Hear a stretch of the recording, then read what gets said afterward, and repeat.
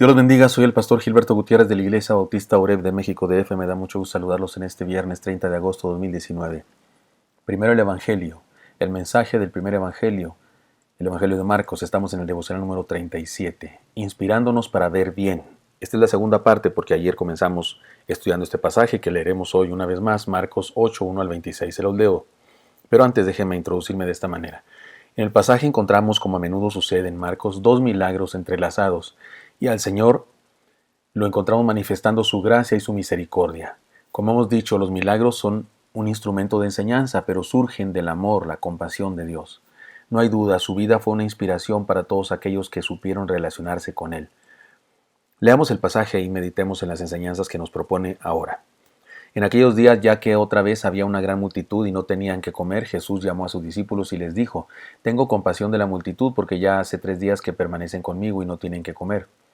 Si les despido a sus casas en ayunas, se desmayarán en el camino, y algunos de ellos han venido de lejos». Sus discípulos le respondieron: «¿De dónde podrá alguien saciar a estos de pan aquí en el desierto?». Y les preguntó: «¿Cuántos panes tenéis?». Ellos dijeron: 7. Entonces él mandó a la multitud recostarse en tierra. Tomó los 7 panes y, habiendo dado gracias, los partió y daba a sus discípulos para que ellos los sirviesen, y ellos los sirvieron a la multitud. También tenían unos pocos pescadillos, y después de bendecirlos, él mandó que también los sirviesen. Comieron y se saciaron, y recogieron 7 cestas de los pedazos que habían sobrado. Y era como 4,000. Él los despidió, y luego, entrando en la barca con sus discípulos, se fue a la región de Dalmanuta. Salieron los fariseos y comenzaron a discutir con él, pidiéndole una señal del cielo para probarle. Él suspiró profundamente en su espíritu y dijo: «¿Por qué pide esta generación una señal? De cierto os digo que a esta generación no le será dada ninguna señal». Y dejándolos volvió a entrar en la barca y cruzó a la otra orilla. Se habían olvidado de llevar pan y no tenían consigo en la barca sino un solo pan. Y él les mandó diciendo: «Mirad, guardaos de la levadura de los fariseos y de la levadura de Herodes». Ellos discutían los unos con los otros porque no tenían pan. Como Jesús lo entendió, les dijo: «¿Por qué discutís? ¿Por qué no tenéis pan? ¿Por qué discutís? ¿Por qué no tenéis pan? ¿Todavía no entendéis ni comprendéis? ¿Tenéis endurecido vuestro corazón? Teniendo ojos no veis, teniendo oídos no oís. ¿No os acordáis? Cuando partí los 5 panes entre 5,000, ¿cuántas canastas llenas de pedazos recogisteis?». Ellos dijeron: 12. «Y cuando repartí los 7 panes entre los 4,000, ¿cuántas cestas llenas de pedazos recogisteis?». Ellos dijeron: 7. Él les preguntó: «¿Todavía no comprendéis?». Jesús fue a Betsaida y le trajeron un ciego y le rogaba que lo tocase. Entonces, tomando al ciego de la mano, le sacó fuera de la aldea. Después de mojarle los ojos con saliva e imponerle las manos, le preguntó: «¿Ves algo?». Al mirar, él decía: «Veo a los hombres, pero los veo como árboles que andan». Luego puso otra vez las manos sobre sus ojos y miró intensamente, y fue restaurada su vista, y veía todo de lejos y claramente. Entonces Jesús le envió a su casa diciendo: «No entres en la aldea». Como dijimos ayer, el milagro de la sanidad del ciego por etapas, es decir, no se sanó de inmediato, sino que fue necesario que el Señor lo tocara de nuevo. Este milagro, así, en esta forma, es una metáfora de lo que también estaba pasando en los discípulos. No habían aprendido de inmediato y necesitaban recibir una lección más y otra más y otra más. Las enseñanzas de ayer fueron las siguientes: su amor y su compasión son los detonadores de su intervención en nuestra vida. Es decir, al Señor le preocupa nuestra condición, la condición de la gente. Su presencia hace la diferencia en nuestra vida. Sin Él hay escasez. Con Él podemos poner lo que tenemos, nuestro poco, en sus manos y será suficiente. Y en tercer lugar, la tarea del maestro es total. En eso de ser maestro nadie le gana. Ya había enseñado el asunto de su poder y su capacidad para alimentar a la gente con poco alimento, pero lo repite, como cuando un maestro repite la enseñanza, cuando un maestro repite la lección porque sabe que los alumnos no entendieron la primera. Así que como maestro, el Señor enseñaba con sabiduría, porque recuerden, el maestro no ha enseñado en tanto que el alumno no ha aprendido, pero el Señor sí enseñaba hasta que el alumno aprendía. Enseñanzas de hoy. Debemos tener cuidado de la tendencia humana a rechazar las evidencias y mostrar resistencia a la renovación. Lo que el Señor quiere decir con levadura de los fariseos es justamente lo que aquellos religiosos estaban haciendo con Él. Les había dado montones de evidencias de su poder y divinidad, y a pesar de ello seguían insistiendo en que les diera una señal o una evidencia de que realmente era quien decía ser. Esto constituyó una ofensa para el Señor, así que prefirió ignorarlos. No vale la pena hablar con gente que no está dispuesta a abrir su mente y corazón para conocer la verdad. Este es el problema de mucha gente el día de hoy. No es que no puedan creer, lo que pasa es que no quieren creer. Han tomado la firme decisión de no creer y no importan los argumentos, jamás se convencerán por más evidente que sea la verdad. Se trata de una especie de ceguera voluntaria. Les cuento que hace algunos años un predicador evangelista que fue allá en la ciudad donde yo vivía, podía caminar por el escenario donde iba a predicar, podía subir las escaleras y llegar hasta el púlpito, pero era invidente. Y no tenía problemas para hacer todo eso. Es más, la gente no se daba cuenta que él era ciego, mientras él no lo dijera. No se daban cuenta porque tomaba la Biblia y hacía como que leía la Biblia, pero no estaba leyendo, estaba diciendo la memoria. Un día le preguntamos, ¿cómo es que usted puede hacer todo eso que hace?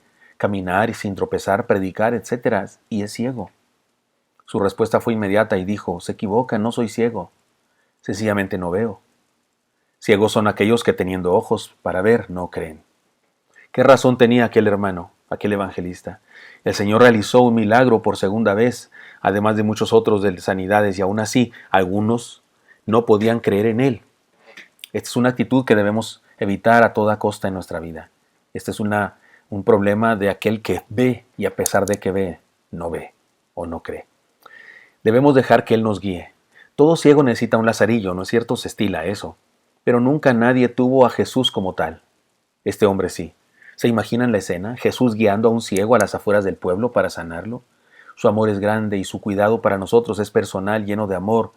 Dejemos que nos guíe, abandonemos ese orgullo de pretender ser los arquitectos de nuestro propio destino, no lo somos. El humanismo siempre ha sido el enemigo principal de nuestra fe en Dios. Si reconocemos nuestra incapacidad y aceptamos su guía, sabremos mejor el camino a seguir.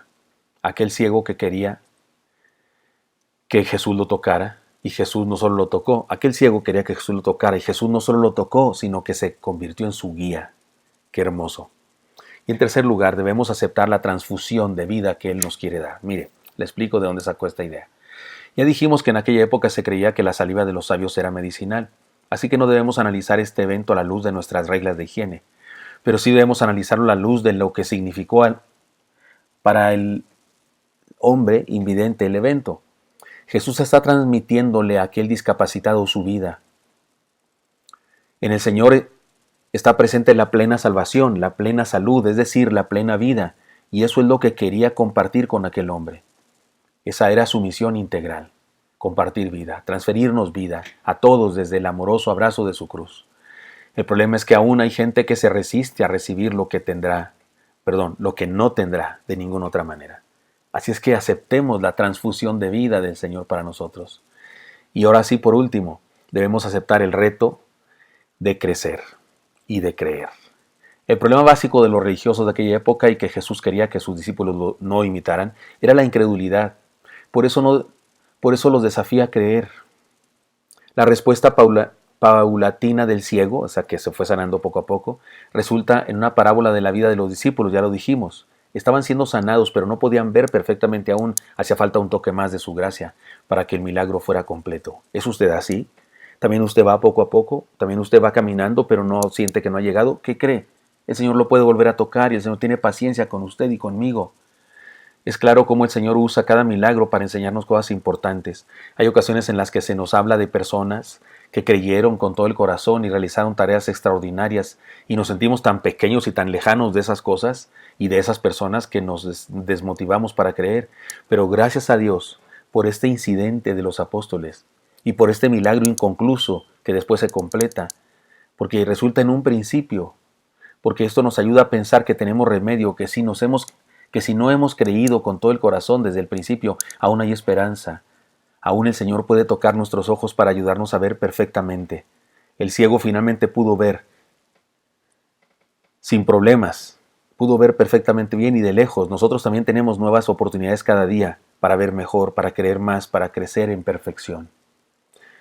Aprovechemos la oportunidad de inspirarnos cada día en su verdad y ser sanados de nuestra ceguera un poco más. Finalizo diciendo lo siguiente: hagamos una oración y comprometámonos con el Señor a vivir para Él, dispongámonos para renovarnos y dejemos que la palabra leída nos inspire durante todo este nuevo día.